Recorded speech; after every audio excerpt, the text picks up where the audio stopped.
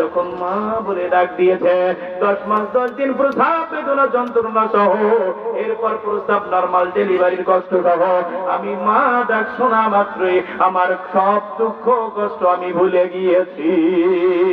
আল্লাহু আকবার।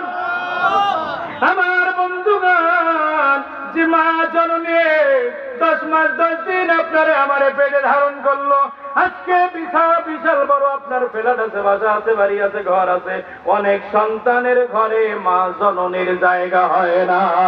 কথা বলেন ঠিক কিনা?